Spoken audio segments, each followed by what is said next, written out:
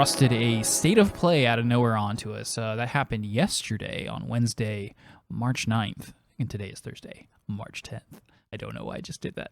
Anyway, it was short and sweet, 20 minutes, mostly focused on, in their own words, Japanese publishers and their titles. So let's talk real quick how we feel, and then we'll just kind of thumb through some of the things that we liked about it as far as like specific titles or announcements or anything like that. I personally was ho-hum about it. It was ultimately the Square Enix show where they ended up having like 3 or maybe even 4 titles of their own being shown, whether those were new or already previously announced material. But otherwise, it was like, okay, that was fine. It was fine. I was not impressed. Like I just felt like a lot of the trailers were not good trailers.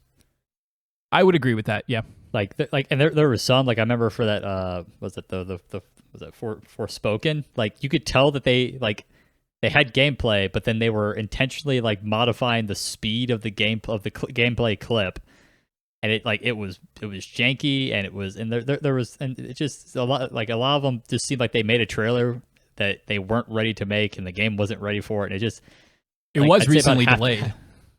Yeah. Well, but just in general, I feel like half of the trailers just seemed like they were for things that weren't ready to have trailers for, and the people and the developer wasn't ready to make a trailer, and therefore they were just crap trailers. Sure. Yeah, and I gotta say, even though I didn't see this at all, I expected it to at least be in front of me, and when it wasn't, I was a little disappointed by that. I thought they could have worked harder to get it to me. So, Come on, Sony. What are you doing? No, I can't put everything in front of Robert. You have to put something in front of Robert. Yeah. That's a pretty good point, Sean, especially about Forspoken. I have, aside from the first time they had the teaser trailer for Forspoken, I've been less and less impressed with that game every time I've seen it.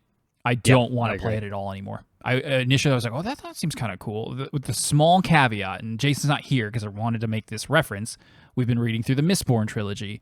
And in that world, the magic system is very acrobatic. It causes battles and interactions with the other magic users to be very acrobatic. A lot of flying and flipping through the air.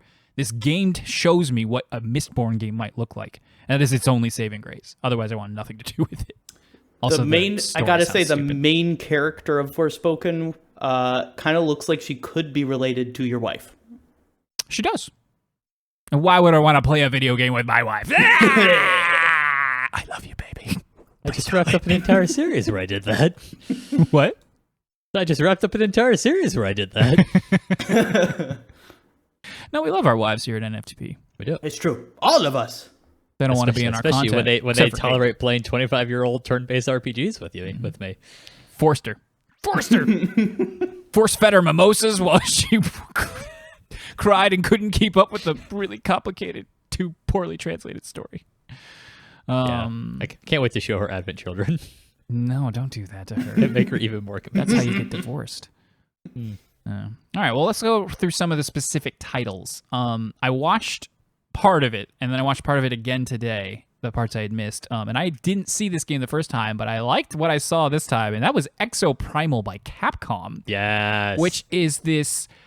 I didn't catch any of the words they were saying, but basically this vortex opens, and literally piles of dinosaurs just start pouring out of big dinosaurs too, and then you're in these giant mech kind of like Anthem looking suits, and you're just gunning them down, and it looks so stupid. I must play it. I want to play this game. No, this is going to come out in the same way that like we played Deep Rock Galactic a handful of times just because it was ridiculous and fun. That's what I want to do with this. I want to play Exoprimal and hopefully punch a T-Rex in the face. Yeah, it looks really good. In the sense that it'd be really fun with friends. Yeah, so I think we're all agreed that's what we're going to stream, so they need to get on that. They need to. Unfortunately, if you could get that to us by next week, that'd be great, Sony. Super good. Unfortunately, it probably won't be on Game Pass or free to play, knowing that Capcom doesn't usually do either of those things. So we probably won't be playing Exoprimal because none of us are going to want to drop $60 a pop just to play Dinosaur Shoot 'em Up. Yeah. But you never know. You never know what will arrive. Games go on sale all the time. Yeah. Jason's a whiz at finding really shady deals. So A thing I think we all would possibly consider dropping some money on, though, is the Turtles collection that they announced. Teenage Mutant Ninja Turtles collection. Run us through what's in it, Sean. Well, you put me on the spot here. I got it. All right, I got it. It's all of them. It's all the 2D Turtles games. It seems to be all. Basically, it looks like it's everything from the arcade, at least through Turtles in Time. Oh, yeah, basically. And so, they didn't say in the trailer, but I'm hoping online, multiplayer. Yeah. And so should be easy enough. Probably shouldn't be super expensive. I wouldn't think. Not a full price game anyway. But yeah, like there's a lot of multiplayer Turtles games, and there's a lot of single player ones, and they're all really fun. And this was just kind of a cool out of nowhere announcement. And, we've got Shredder's Revenge right around the corner, hopefully anyway, that we're all definitely down to play once ever that comes out. Because Turtles in Time is awesome. Turtles in Time is great. Oh, man. Next we had, as far as what I liked, a Trek to Yomi. This trailer didn't do too much more for me. I already liked it the first time. I'm just waiting for it to come out. And I want to play this. I really like the aesthetic of this game and kind of that the whole samurai feel of the whole thing. Mm-hmm. Like I especially my hope is it's probably only like a 10-15 hour max experience, and I think it'll be just watching the gameplay. I think it'll be a perfect little contained package. Mm-hmm. Definitely. Have you heard of this game, Robert? I have not, but it sounds exactly up my alley. It does, and it looks exactly up your alley. The combat is 2D, but it's all done in this kind of silhouette-y, Kurosawa style, black and white grainy film aesthetic. And then there are just cutscenes where people talk, and you go through the story. It seems, but it's brutal too. Like it's black and white, but there's blood everywhere, and there's people screaming. It's the opposite of what you were complaining about with Horizon earlier. You can see exactly what the slaughter looks like. You know just what to say to my psychopathic tendencies. Next up, we had kind of a surprise because I thought this would have come out by now, but it's coming out very soon, by the end of the month. Returnal DLC, specifically, it's called Ascension, and it is there is a campaign co-op, so now you can run through the very difficult game with a partner if it was proving too difficult for you, and then there is just additional DLC where it's kind of funny. This is the kind of DLC you would add to a game normally, but Returnal's already like this, in which you go up a tower of some kind. It's called Ascension. That's, you're going up this tower. And it looks like they added more story bits, and you each kind of like do it over and over again. It's a survival mode thing, but again, like that's what Returnal is. It's go as long as you can until you die, unless you go all the way to the end and you win. That's roguelites. Yeah. That's what they do. So it's kind of interesting they went this direction. I was trying to figure out, because the trailer didn't really indicate, like, is this just like an endurance mode? Like, hey, how, but every tower story, level is randomized, and they're going to get progressively harder, and compete with your friends to see how far you can make it. Or if it wasn't clear to me whether or not it really was going to add new story content to it. I think it will. I don't know either. You're right. It is a bit vague. I want to say not entirely, at least, if not at all. Like, I think it'll be more than that, because they already had a kind of mode like that. It was basically a race. It was a modified version, much smaller in scope of like the main campaign. You do this thing, and there was a leaderboard, and you would get rewarded based on how fast you completed it, or rather how fast you completed it, and or how far you got before you died, if that were the case. And so it would be weird if they made DLC that was just that, but slightly bigger. But maybe. It's hard to say. Yeah, we'll see. We shall see. Don't think I'm going to play it. I'm certainly not going to play it. No, that's right. Nobody else can. PS5 woes. Yeah, I at one point I wanted to play it, but it's a good game. Best. It's a good game, but I'm done with it. Its time has passed. Yep, it's dead, Jim.